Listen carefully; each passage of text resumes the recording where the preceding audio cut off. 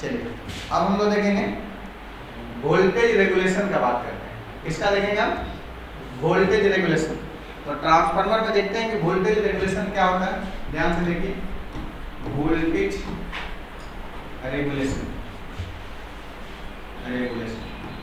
पूरा आपका इलेक्ट्रीशियन के सिलेबस में जो आपका Bihar state power holding company limited है, इसमें आधा पार्ट इलेक्ट्रिकल मशीन, आधा पार्ट इलेक्ट्रिकल का मशीन, और इलेक्ट्रिकल मशीन अपने आप में सागर है। ठीक है, तो इलेक्ट्रिकल मशीन में आपका डीसी जनरेटर है, डीसी मोटर है, सबका वाइंडिंग है, ट्रांसफार्मर है, सिंगल पेज इंडक्शन मोटर है, single page 3 page induction motor है, सिंक्रोनस मोटर है जिसको अल्टरनेटर बोलते हैं, जनरेटर अल्टरनेटर बोलते हैं। इसके अलावा सिंक्रोनस मोटर है, बहुत चीज़ दे दिया है इसमें इलेक्ट्रिकल मशीन में, स्पेशल मोटर भी है। तो ये जो है आधा सिलेबस जो है इलेक्ट्रिकल मशीन का, बाकी आधा में बाकी सब्जेक्ट। आधा में क्या है? Power generation, thermal power plant. इसके अलावा क्या है आपका? Transmission, distribution, illumination, wiring, DC circuit basic, AC circuit, drive, ये सब है। ठीक है, समझे? 1 बाय 1 करके हम लोग सब कुछ पढ़े हैं। ठीक है, अभी तक हम लोग इस बैच में बेसिक पढ़े थे। बेसिक में लोग 4 आदमी ही पढ़े थे, आप लोग दोनों नहीं पढ़े थे। बेसिक हम फिर से पढ़ाएंगे। ठीक है, तो बेसिक में हम लोग फिर से क्या करेंगे, जब पढ़ाएंगे तो आप लोग को बुला लेंगे, दूसरा टाइमिंग होगा जस्ट आगे पीछे। ठीक है, इसके अलावा ट्रांसफार्मर हम लोग कंप्लीट करेंगे, एक एक करके सारे टॉपिक कंप्लीट करेंगे। पूरा कंप्लीट होने में 3 महीने का समय लगेगा, कम से कम 3 महीने का समय लगेगा मिनिमम। ठीक है, कहने का मतलब है कि 3 महीना हम पढ़ाएंगे ही पढ़ाएंगे। अगर वैकेंसी अगर फॉर एग्जांपल दे दे कि भाई 2 महीना में एग्जाम ले लेगा, तो हमारा क्या टारगेट होगा? ड्यूरेशन को बढ़ा देना। इसका क्लास ड्यूरेशन जो अभी 1 घंटा 1.5 घंटा चल रहा है, तो सीधे 2 घंटा 2.5 घंटा बात समझे? पढ़ाना उतना ही, कोई कटौती कोई छटौती नहीं। ठीक है, अगर मान लीजिए कि शॉर्ट टर्म में भी पढ़ाना पड़े, शॉर्ट टर्म में अगर हम बात करेंगे जा करके, अगर आप एग्जाम दिए होंगे, अगर पुराना अगर आपके कोई होंगे तो एएलपी का अगर पिछले बार एग्जाम दिए होंगे तो देखिएगा आप यूट्यूब चैनल पर मात्र 4 वीडियो, कितना वीडियो? 4 वीडियो, आधा घंटा का 4 वीडियो। उसमें क्वालिटी भी नहीं वीडियो में बिल्कुल था, ऐसे ही रिकॉर्ड किया हुआ था किसी तरह से। 4 वीडियो में था एएलपी पास, उसका थंबनेल देखिएगा एएलपी पास, और जो 4 वीडियो देखा 2 घंटा का, वो सच में एएलपी पास। ठीक है, 35% नंबर लाना था, उससे लगभग 35 का 40% डायरेक्ट क्वेश्चन आ गया था। जो भी वीडियो देखा किसी भी T2 पास कर गया। ठीक, और आप लोगों के पास तो समय ही समय है। ठीक है, तो इसको क्या करना, अच्छा सा यूटिलाइज कीजिएगा तो कुछ भी हो सकता है। जो कुछ नहीं जानता वो पास कर गया, और आप लोग क्या 2-3 महीना में बहुत कुछ जानने वाले हैं। रेगुलर मेहनत करते जाइएगा तो आप कुछ भी कर सकते हैं। इसीलिए BHPCL को अपने हाथ से नहीं जाने देना, चाहे जो भी हो जाए। ठीक है, इसीलिए हम बात करते हैं एकदम गारंटेड के साथ कि आपका जॉब हो जाएगा। क्योंकि हमको पता है हमारे साथ साथ आप चलिएगा तो पक्का हो जाएगा, नहीं तो फिर तो भाई नहीं होगा, तो पता ही नहीं। ठीक है, तो जितना बोलते हैं उतना कीजिए। सब लोगों को क्या करना है, यूथ पब्लिकेशन का बुक को खरीद लेना। सॉफ्ट कॉपी भाई बोलिएगा तो हमारे पास फ्री में अवेलेबल हम दे देंगे, लेकिन सॉफ्ट कॉपी क्या होता है, क्या यूथ पब्लिकेशन आउट हो जा रहा है। ठीक है, तो जो भी है गांधी मैदान में मिल जाएगा आपको यूथ पब्लिकेशन का। ठीक है, मिल जाएगा। ठीक है, तो यूथ पब्लिकेशन का जो आता है ऑब्जेक्टिव ITI लेवल का इलेक्ट्रीशियन का, उसको आपको ले लेना। ठीक है,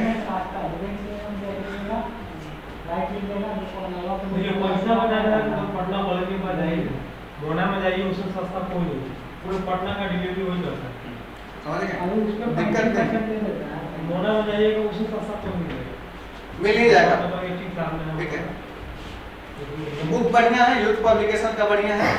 ठीक है, जो बढ़िया उसको बढ़िया बोलना पड़ेगा। ठीक है, जो बढ़िया नहीं उसको नहीं बोलते हैं बढ़िया। ठीक है, लेकिन इसमें क्या दिया है, क्वेश्चन का लेवल बड़ा बढ़िया है।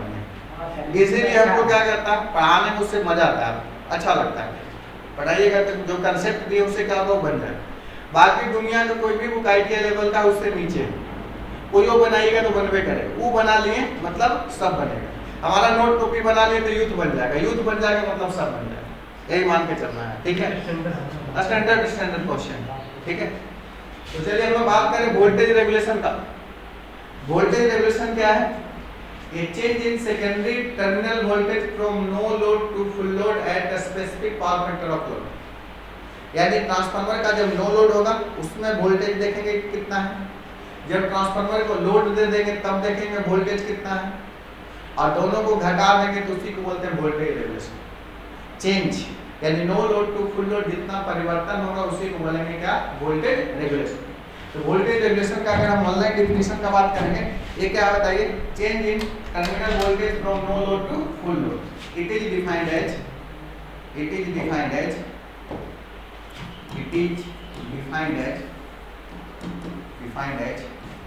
change in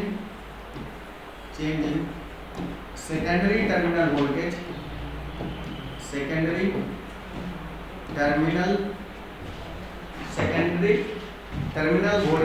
load at a specific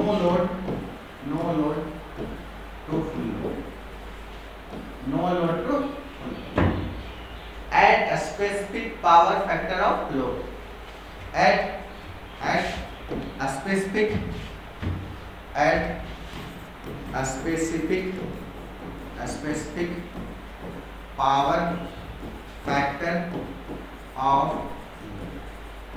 at a specific power factor of load। इसी को हम लोग बोलेंगे क्या? Voltage regulation. इसी को हम लोग क्या बोलेंगे? वोल्टेज रेगुलेशन, जो कि change in secondary terminal voltage है from no load to full load at a specific power of factor of load. इसी को बोलेंगे हम लोग क्या? Voltage regulation. तो देखिए हमारा ध्यान दीजिए, नो लोड कंडीशन में सपोज यानी कि वोल्टेज रेगुलेशन सपोज मान लीजिए जब ट्रांसफार्मर जो है नो लोड कंडीशन है, नो लोड कंडीशन जब ट्रांसफार्मर है उस दौरान का वोल्टेज रेगुलेशन का फार्मूला हो जाएगा, वोल्टेज रेगुलेशन का जो फार्मूला हो जाएगा, रेगुलेशन का फार्मूला हो जाएगा, तो क्या होगा?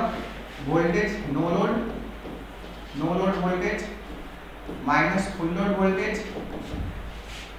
No load voltage minus full load voltage बटा में full load voltage, no load voltage minus full load voltage बटा में क्या? Full load no load voltage बटा में नो लोड, यानी कि परसेंटेज बात करेंगे, D no load voltage minus V full load voltage बटा में कितना? वी नो लोड वोल्टेज गुना में कितना? 100। एक चीज वोल्टेज रेगुलेशन के साथ प्रॉब्लम है। क्या प्रॉब्लम है उसे देखो, यहाँ पर हम लिखेंगे क्या? ये भी फार्मूला भी डायरेक्ट क्वेश्चन आपको पूछ देता है कि वोल्टेज रेगुलेशन के क्या फार्मूला हो। तो ट्रांसफार्मर के केस में बटा में नो लोड वोल्टेज होता है। यही अगर हम सिंक्रोनस जनरेटर या अल्टरनेटर पढ़ेंगे तो वहां पर बटा में फुल लोड वोल्टेज हो जाता है। अगर हम ट्रांसमिशन लाइन पढ़ेंगे तो वहां पर बटा में फुल लोड वोल्टेज हो जाता है। यहाँ पर नो लोड वोल्टेज क्यों होता है? क्योंकि जो ट्रांसफार्मर दिया रहता है उसका में देखिएगा रेटिंग भी दिया रहता है कि ये भाई ट्रांसफार्मर है 220 केवी का है, 200 वोल्ट और 11 केवी का एक ट्रांसफार्मर है, ऐसे लिखा रहता है इसका नेम प्लेट पर। तो नेम प्लेट पर रेटिंग पर जो ट्रांसफार्मर में लिखा रहता है वो नो लोड वोल्टेज होता है। नो लोड वोल्टेज होने के कारण से यहाँ रेफरेंस हम लोग क्या लेते हैं? नो लोड वोल्टेज होता है। लेकिन यही अल्टरनेटर में बात करेंगे तो अल्टरनेटर का जो नेम प्लेट पर होता है वो फुल लोड वोल्टेज होता है, इसीलिए वहां पर हम लोग क्या लेते हैं? रेफरेंस में फुल लोड वोल्टेज लेते हैं। ट्रांसमिशन लाइन में हम लोग फुल लोड रेटिंग लेते हैं, लेकिन ट्रांसफार्मर के केस में बटा में क्या लेते हैं? नो लोड वोल्टेज लेते हैं। अगर बटा में हम फुल लोड वोल्टेज लिखा रहेगा तो ऐसा नहीं समझना है कि गलत फार्मूला है, लेकिन ट्रांसफार्मर के केस में जनरली क्या होता है? यहाँ पर नो लोड वोल्टेज होता है, जबकि अल्टरनेटर या ट्रांसमिशन लाइन के केस में वहां पर फुल लोड वोल्टेज होगा। ये वोल्टेज रेगुलेशन का दोनों में फार्मूला सही है, लेकिन कंडीशन अप्लाई है कि कहां पर आप बात करें, ठीक है? इसके लिए ये है। और अगर हम बात करें अल्टरनेटर के केस में तो वहां पर बटा में फुल लोड होगा। अभी बार बार इसको हम फोकस कर रहे हैं, इसलिए फोकस कर रहे हैं कि क्वेश्चन में आएगा आप कंफ्यूज करेंगे बटा में नो लोड था कि फुल लोड था, ठीक है? तो नो लोड ट्रांसफार्मर रहेगा तो नो लोड अल्टरनेटर, इसके अलावा सभी जगह पर जितना जगह transmission line, alternator, synchronous generator, DC generator सब में बटा में फुल लोड होगा। क्लियर है? इसके अलावा वोल्टेज रेगुलेशन का एक स्पेसिफिक फार्मूला है, जो स्पेसिफिक फार्मूला को हम बात कर रहे हैं बिना ड्राइव किए हुए, बिना फार्मूला को प्रूव किए हुए डायरेक्ट हम फार्मूला लिख रहे हैं। ये हमारे परसेंटेज वोल्टेज रेगुलेशन का फार्मूला होता है ये जो होता है percentage R into cos phi R plus percentage X into sine phi R, ऐसा होता है। ये वोल्टेज रेगुलेशन का फॉर्मूला है। ये है फॉर लैगिंग लोड, यानी कि इन जनरल अगर हम बात करेंगे ये प्लस भी हो सकता है माइनस भी हो सकता है। परसेंटेज वोल्टेज रेगुलेशन का फॉर्मूला होता है percentage R into cos phi R plus percentage X into sine phi R, ये होता है। ये देखो हमारा यहाँ पर माइनस भी हो सकता है। प्लस किसके लिए? Plus for lagging load, plus for lagging load और minus for leading load, leading load. ये प्लस जो है से किसके लिए है बताइए? लैगिंग लोड के लिए है। माइनस जो है किसके लिए है? लीडिंग लोड के लिए। तो फॉर्मूला प्लस भी हो सकता है माइनस भी हो सकता है। अब देखिए प्लस होगा ये वोल्टेज रेगुलेशन जो है ऑलवेज पॉजिटिव होगा। ये कोई क्वांटिटी है उसमें अगर और कोई दूसरा क्वांटिटी को जोड़ेंगे तो ऑब्वियसली यार कि बढ़ेगा ही बढ़ेगा, ऑलवेज क्या होगा? पॉजिटिव होगा। लेकिन लीडिंग पावर फैक्टर में क्या हो सकता है बताइए? अगर ये वाला बड़ा रहेगा ये वाला छोटा रहेगा तो क्या होगा? पॉजिटिव। ये दोनों बराबर होगा तो ये माइनस में अगर रहेगा तो क्या हो जाएगा? जीरो। ये वाला छोटा ये वाला बड़ा रहेगा तो क्या होगा? नेगेटिव। यानी कि लैगिंग पावर फैक्टर में प्लस होगा तो केवल पॉजिटिव होगा। लीडिंग में क्या हो सकता है? पॉजिटिव भी हो सकता है, जीरो भी हो सकता है, नेगेटिव भी हो सकता है। तीनों केस पॉसिबल है कि नहीं है? ये क्वेश्चन में पूछता है कि नेगेटिव वोल्टेज रेगुलेशन कब हो सकता है, तो बताइए लैगिंग पावर फैक्टर पर leading power factor? Leading power factor पर। जीरो वोल्टेज रेगुलेशन कब हो सकता है? लीडिंग में। मैक्सिमम वोल्टेज रेगुलेशन कब हो सकता है? लैगिंग में हो सकता है। किस में होता है? लैगिंग में हो सकता है। क्यों? प्लस माइनस में तो होगा नहीं, मैक्सिमम जब भी होगा तो क्या होगा? प्लस में होगा। यानी कि ये जो है से लीडिंग लोड पे इसमें वोल्टेज रेगुलेशन जो है, इसमें वोल्टेज रेगुलेशन क्या होगा बताइए? इसमें voltage regulation for leading load, for lagging load, for lagging load voltage regulation, voltage regulation is, voltage regulation is always positive. क्या बताइए? ये always positive, voltage regulation always positive. लेकिन अगर हम बात करें फॉर लीडिंग लोड, किसके लिए बात करेंगे? लीडिंग लोड वोल्टेज रेगुलेशन जो होगा, वोल्टेज रेगुलेशन इज क्या हो सकता है? मे बी पॉजिटिव भी हो सकता है, जीरो भी हो सकता है, या क्या हो सकता है? नेगेटिव भी हो सकता है। पॉजिटिव भी हो सकता है, जीरो भी हो सकता है, नेगेटिव भी हो सकता है। ये तीनों केस पॉसिबल है।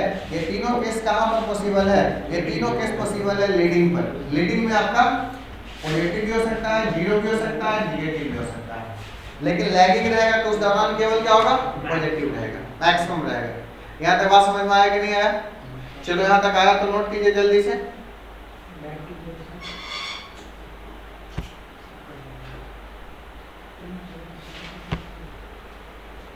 Condition for maximum voltage regulation.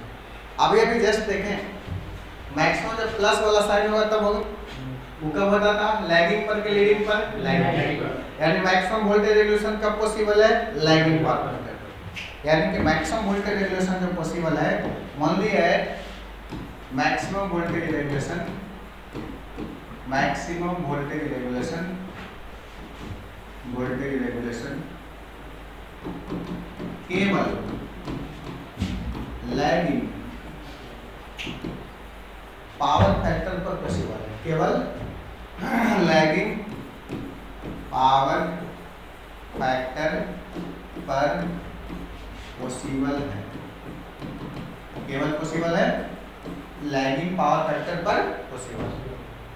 और लैगिंग पावर फैक्टर का क्या पॉसिबल है बताइए? वोल्टेज रेगुलेशन लैगिंग पर क्या होता है बताइए?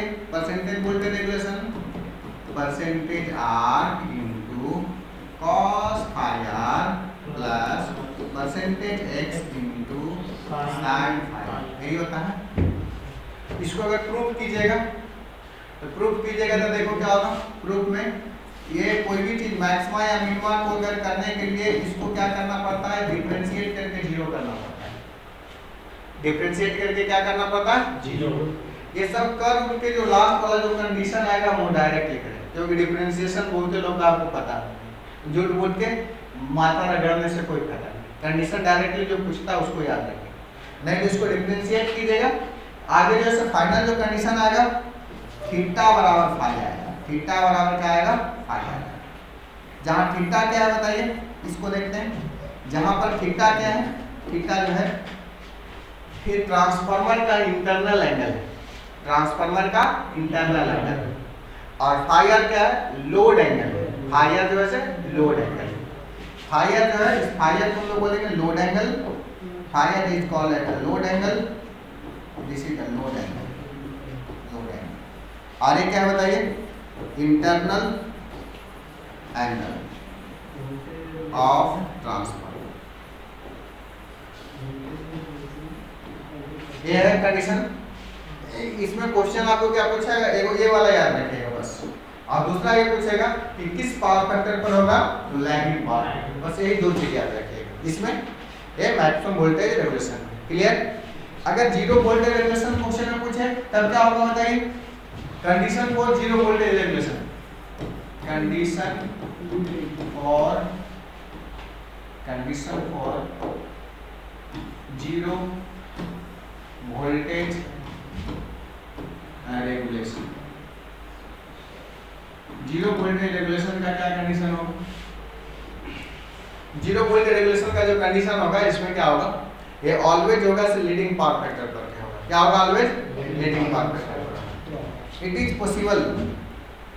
Possible only at leading power factor, it is possible